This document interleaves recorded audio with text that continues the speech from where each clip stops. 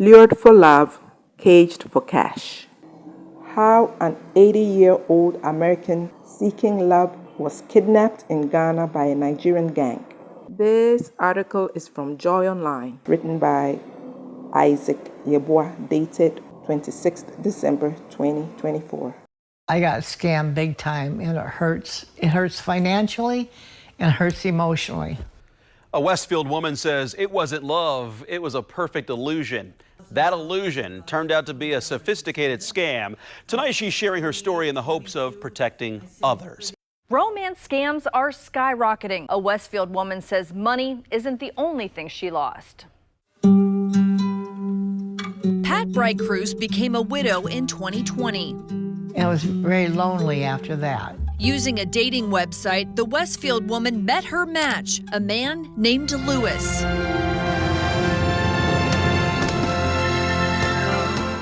And he told me his age. He was 62, and I told him I was 83 at the time. And he says, "Oh, age is just a number. I don't care." Pat says Lewis had an accent that made it hard to understand him on the phone. He encouraged Pat to text with him away from the dating website. They texted a lot, exchanging hundreds of intimate messages for months. Like this one. "Good morning, my queen. I hope you had enough rest last night. I pray for blessings and grace for both of us. I love you." And it got extremely romantic. And he says, "I can't wait to be with you." And I mean, he just drew me in. And I fell in love with it. I fell in love with him. In those texts, Lewis sent pictures, supposedly of himself. And he asked me to send any pictures, you know. He says, "You're absolutely gorgeous." Pat says Lewis claimed to be working for a construction company in Montreal and made plans to visit, even sending her a picture of his plane ticket.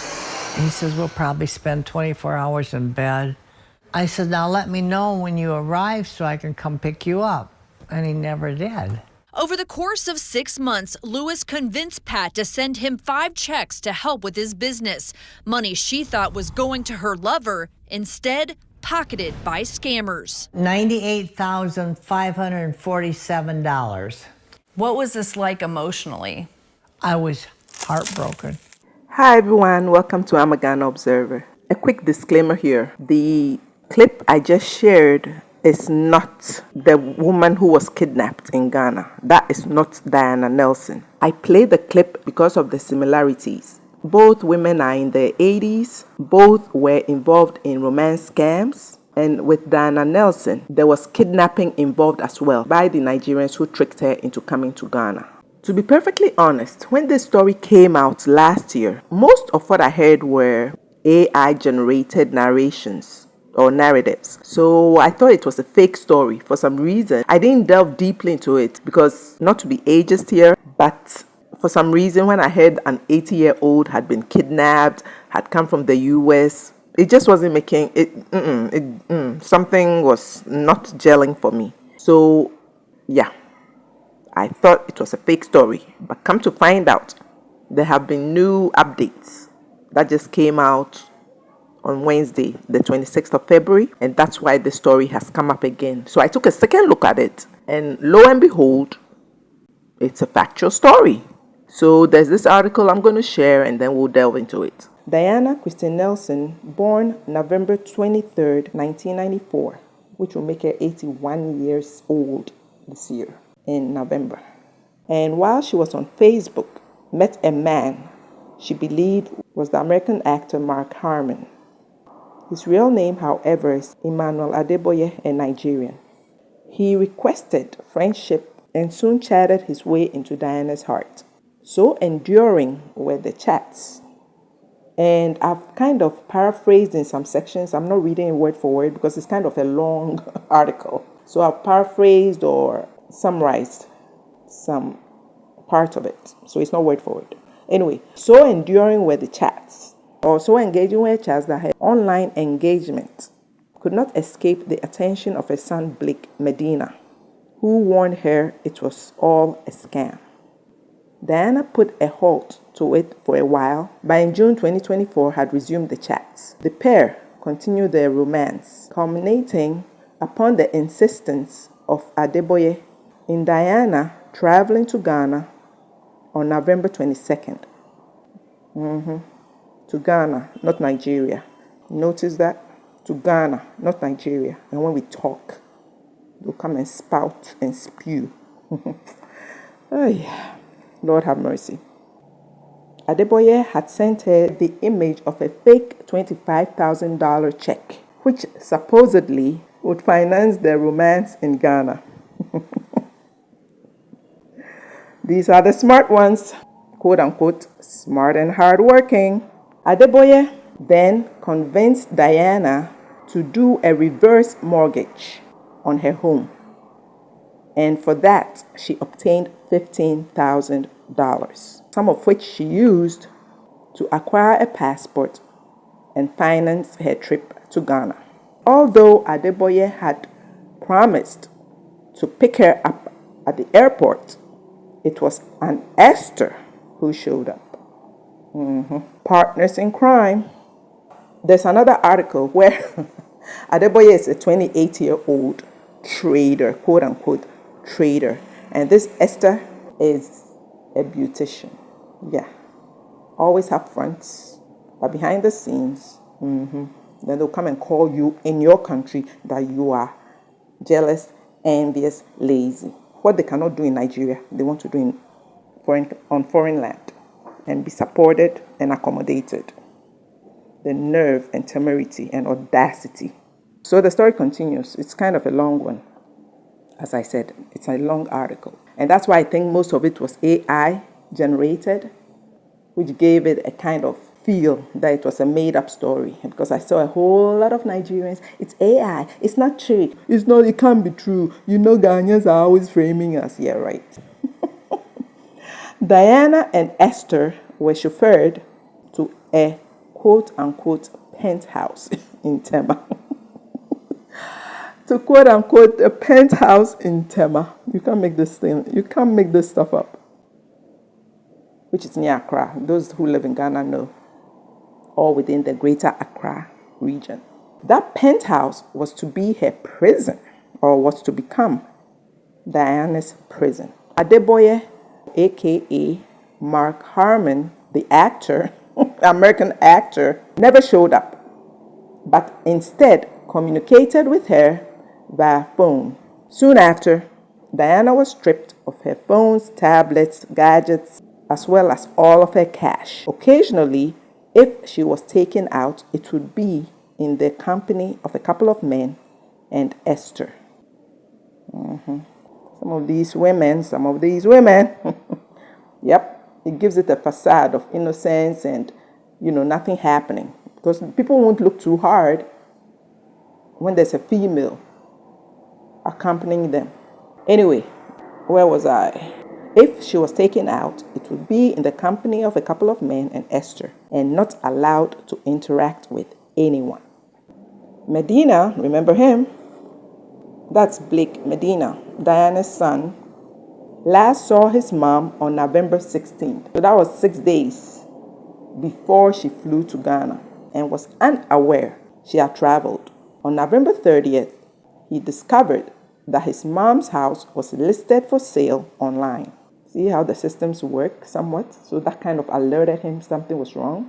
And that's what these Nigerians get away with. I keep saying is because the systems in most African countries don't work. So they are able to come in and exploit in sneaky ways the loopholes.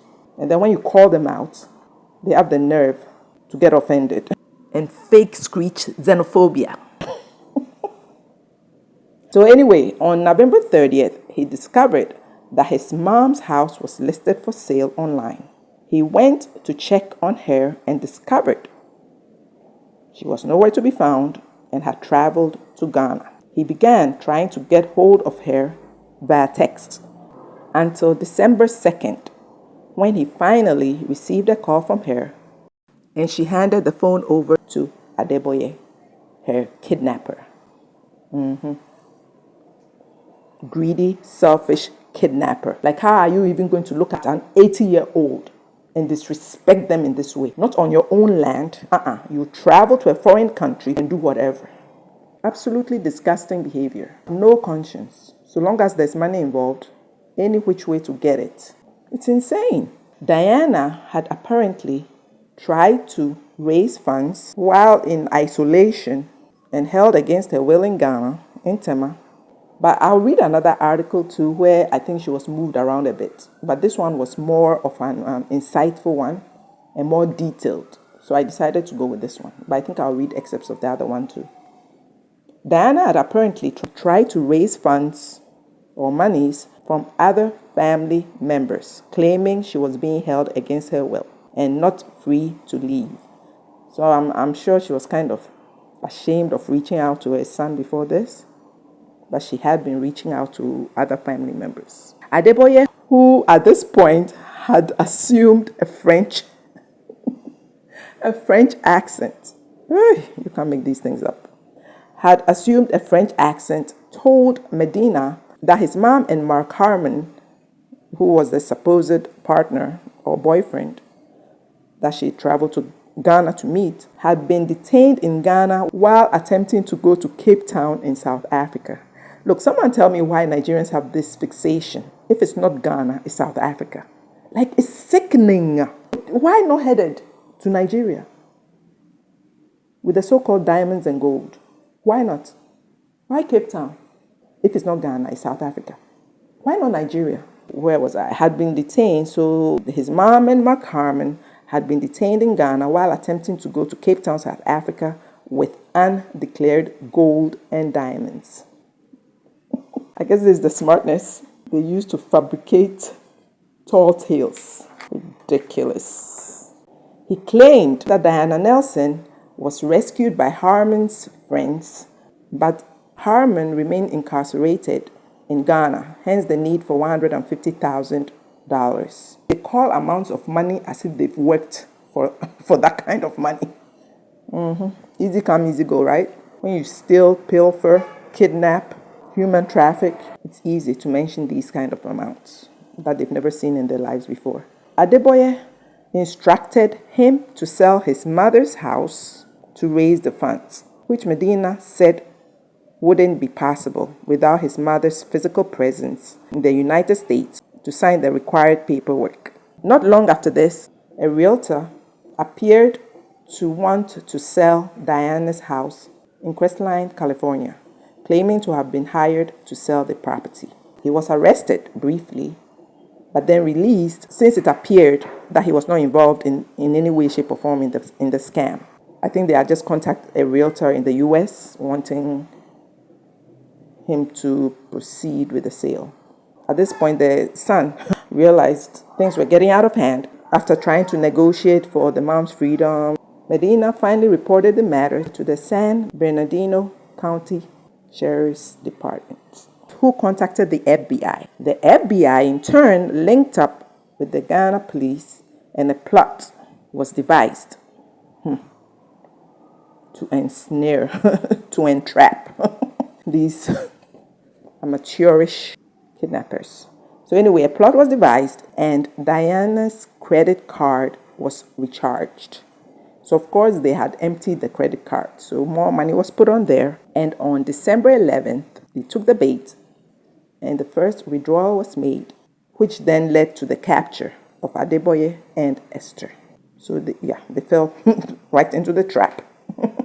So now I'm going to read the second article because there's some important information there as well. So the reason why this case has popped up again is that it's going through the court system now. And this article is from DL News, which is dated 26th February 2025. So that's like just a couple of days ago. Ghana police and FBI arrest 2 Nigerians over kidnapping of 80-year-old American woman. The suspects, Emmanuel Adeboye, a 28-year-old, and here we go, trader. Trading in what? And Esther Obona, a beautician, appeared before an Accra Circuit Court, while a third suspect, Dennis Poromo, remains at large. Adebayo and Poromo face charges of conspiracy to commit kidnapping and theft, while Obona has been charged with abetment. Yeah, picking up people from airports, accompanying them. You are helping and abetting, an accomplice. Both Adebayo and Ogbonna pleaded not guilty.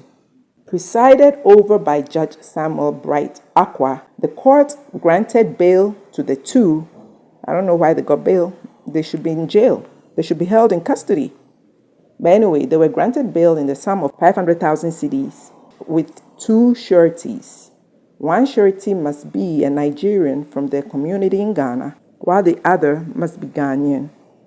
Additionally, the court ordered the accused to surrender their travel documents and report to the police twice a month. The case has been adjourned to March 5th, which is next week. Yeah. And these are the parts of this article that I didn't find in the other one. So when Ogbono or Esther Ogbono picked up Nelson from the airport, or they were chauffeured, they were transported to an apartment in East Legon Hills before relocating to Tema Community 11, where she was held captive. Police intelligence led to the discovery of Nelson at a hotel in Late, Ikriapim. So they even went to the mountains, gallivanting all over Ghana. But well done, Ghana police. Very well done. Kudos to you. Because we're still waiting for news regarding Afiba, Nigerian police. We're still waiting for us to even hear something about what happened to her. So they are taking Diana Nelson to a hotel in Late Ikriapim on December 8, 2024. By then, that trap had been set for them. That plot had been put together to entrap them.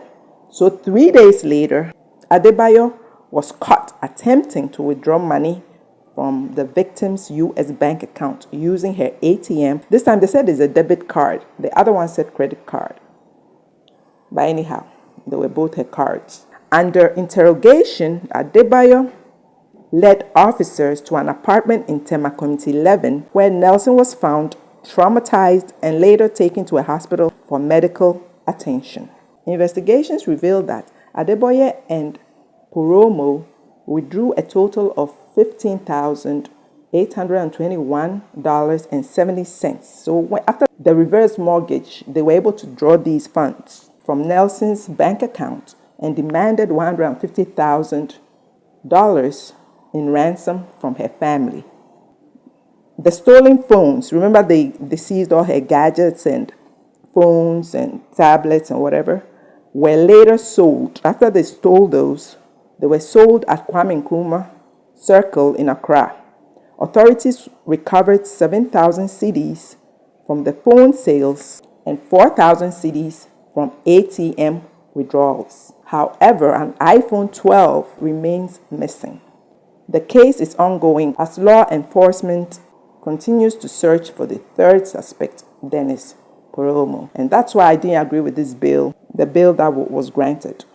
And folks, that's the story in kind of a nutshell. Not so much a nutshell because it was a pretty long article. But I want to... Can you imagine the reversal of roles? Let's just imagine that a Ghanaian is living in Nigeria and kidnaps and writes letters to wherever, US, UK, brings them. I'm just short of words because Nigerians they act like things are equitable. And I always say what Nigerians do in other people's countries, people don't do in their country. You don't like to acknowledge things. That's the issue. Some are beginning to accept that facts are facts. But let's do a role reversal and say a Ghanaian is sitting in Nigeria doing all kinds of things, inviting people, picking them up at airports, gallivanting from state to state. Impossible. Even Nigerians cannot apparently move freely. If you are Igbo, you cannot live in Hausa land. If you are Hausa, you cannot be in Yoruba land. So, it's beyond imagination. And I'm coming to that man who calls himself king. Has he seen these things? Is he admonishing The man who's the leader of Nigerians in Ghana and calls himself king, is he admonishing? Is the character of people that you have to check. Because I know that a Ghanaian will not sit in any part of Nigeria and do this. It's just mind-boggling. I touched on this kidnapping issue, which Nigerians are still forcing to make part of Ghana society. It will never happen. It's not part of us. Human trafficking is not part of us. Baby trafficking is not part of us. Human parts, body parts, traffic, it's not part of us. So it will never take root. Before this, they used to try to recruit Ghanaians, but it didn't work because it's not part of our nature. And our past president actually said this is not part of Ghanaian culture. So it will never take root. The fact that you have the nerve, but I don't blame you. When your leader, who calls himself king, is installing mini chiefs in all the regions, yeah, you have access to doing whatever. And this was the kind of story he tried to get our media outlets to stop talking about. For example, these Nigerians that have been caught, he was going around saying that don't point out their nationality. Here he is. But I must also use this opportunity to please beg the Ghanaian media and also beg the authority of Ghana that please, it's not everything we put up in media. There are some certain things, if we put it up in media, we are spoiling the image of that country. This issue of kidnapping, I think the authorities should also do underground work on this.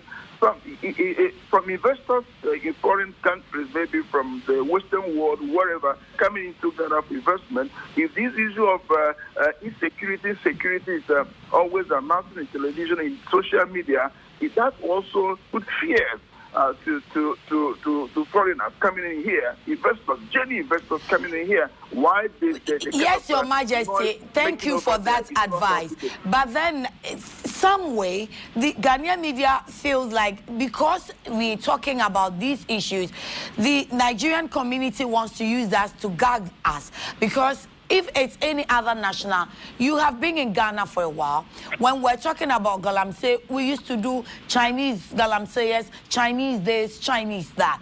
And it's normal, or it's become the norm, that if it's a particular national, all over, even the international media, they do that. You just have to clarify things. But over here, it's like you taking some sort of advantage over there and making the media of Ghana look as if we're against you. But if you do the good, like you, we have been broadcasting your news, and it's not as if we are always telling the negative side of Nigerians. We do also tell the good side. No, excuse me, I'm listening to what I said. I did not say that the media should not carry out stories happening in Ghana, but there are some certain stories that would be a dent to the image of that country, which is not supposed to just be on air much. Like the issue of... sorry, Your Majesty, which country? What is that? If you say it would dent the image of that country, and I'm asking which country, the country the issue has happened in, or the country that the suspected person is coming from? Ghana, because it will look as if that there's no security in that country. It will also affect incoming investors in the country. They might think that in the street of Accra or in the street of Ghana, there is insecurity, while Ghana is one of the best secured countries as far as West Africa and Africa is concerned. Look at how he's trying to manipulate and gaslight the conversation. Folks, do you hear his warped reasoning? First of all, he said they should do underground work. Then what does he even mean by that?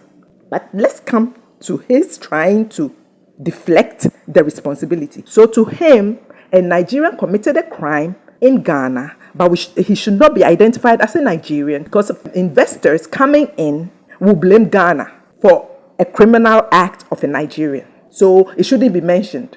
Folks, if the so-called leader who calls himself king thinks like this, that's some real mess. Then what about his quote-unquote subject, since he calls himself king? He's deflecting. This is what they do. No accountability.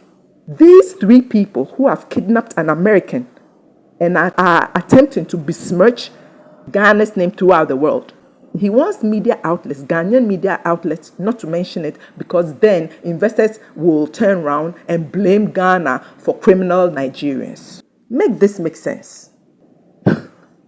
Let me end here, because if I continue, the temerity, oh my God. If I go on, I'm going to say something. Thanks so much for watching. If this is your first time here, welcome, and please consider subscribing. To all my returning subscribers, thank you, thank you, thank you. I appreciate you all. Please do remember to like, share, comment, and I'll see you in my next video. Bye.